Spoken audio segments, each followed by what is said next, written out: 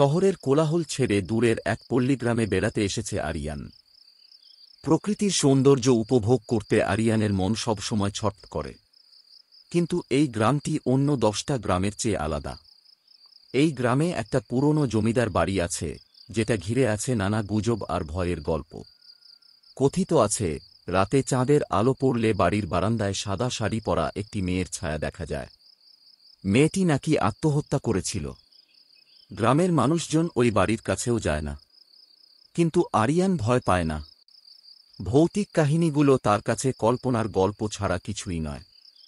গ্রামের এক বয়স্ক ব্যক্তি তাকে সেই বাড়ির ইতিহাস বলে। জমিদার বাড়ি একসময় গ্রামের কেন্দ্রে ছিল। বড় পুকুর, ফুলের বাগান আর নানা কারুকার্যখচিত গেটের জন্য বিখ্যাত ছিল এই বাড়ি। বাড়ির মূল অংশে ছিল জমিদার বাবুর বিশাল সভাকক্ষ। সেখানে গ্রামের লোকজনের বিভিন্ন সমস্যা মীমাংসা করা হতো। জমিদারের একমাত্র মেয়ে ছিল কুমুদিনী। কুমুদিনী ছিল জমিদার বাড়ির একমাত্র কন্যা। তার সৌন্দর্য ছিল অপূর্ব।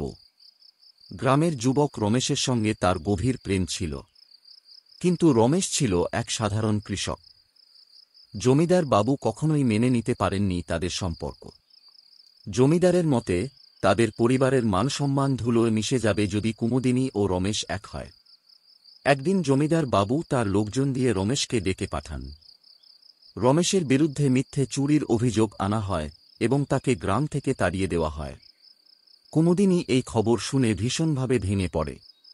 তার দুঃখ সহ্য করতে না পেরে সে জমিদার বাড়ির দোতলার বারান্দা থেকে ঝাঁপ দিয়ে আত্মহত্যা করে।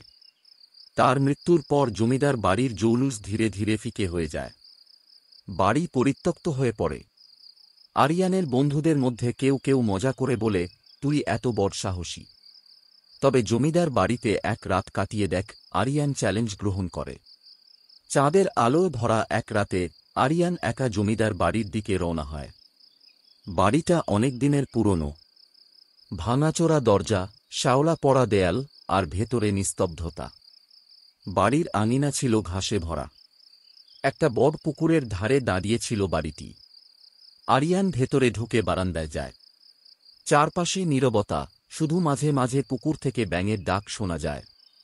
হঠাৎ করেই আরিয়ান দেখতে পায় সাদা শাড়ি পরা এক মেয়েকে। মেয়েটি বারান্দার কিনারে দাঁড়িয়ে আছে। তার লম্বা চুল বাতাসে উঠছে। আরিয়ানের গা শিরশির করে ওঠে। কিন্তু সে পালিয়ে যায় না, বরং সে মেয়েটির দিকে এগিয়ে যায়। মেয়েটি ধীরে ধীরে আরিয়ানের দিকে তাকায়। তার চোখে ভয় নেই, বরং বিষাদমাখা এক চাহনি। তার চাহনিতে যেন হাজার বছরের দুঃখ লুকিয়ে আছে। তুমি কে? আরিয়ান সাহস করে জিজ্ঞাসা করে। আমি কুমুদিনী। মেয়েটির গলায় কষ্টের সুর। তার কণ্ঠ শুনে মনে হল সে বহুদিন পর কারো সঙ্গে কথা বলছে। আরিয়ান ধীরে ধীরে জানতে পারে কুমুদিনীর আত্মা মুক্তি চায়। তার মৃত্যুর পরেও সে রমেশের জন্য অপেক্ষা করছে। কিন্তু রমেশ আর ফিরে আসেনি। তার আত্মা এখনও এখানে বন্দী। কুমুদিনী বলে, আমার প্রেমের কষ্ট মিটবে না যতক্ষণ না রমেশ আমাকে ক্ষমা করে। আমার প্রেমিকার উপর বিশ্বাস ছিল, কিন্তু সে আমার মৃত্যু শুনে আমাকে ক্ষমা না করেই চলে যায়। তার সেই অভিমানের বোঝা আমি এখনও বইছি। আরিয়ান প্রতিজ্ঞা করে যে সে কুমুদিনীর প্রেমিক রমেশের আত্মাকে খুঁজে বের করবে। গ্রামের আরও গল্প থেকে সে জানতে পারে রমেশ মৃত্যুর পর নদীর তীরে সমাধিস্থ হয়েছিল। আরিয়ান সেই জায়গায় গিয়ে অনেক কষ্টে রমেশের আত্মার সঙ্গে যোগাযোগ করে।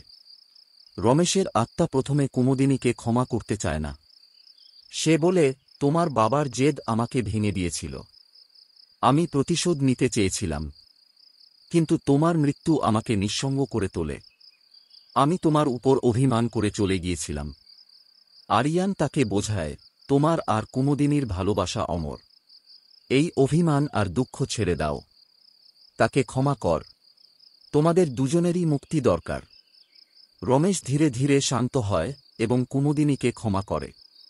তার প্রেমিকাকে শেষবারের মতো সে বলে, তোমার অপেক্ষা আমাকে বুঝিয়েছে ভালোবাসা কখনো হারায় না। ক্ষমা করো আমাকেও।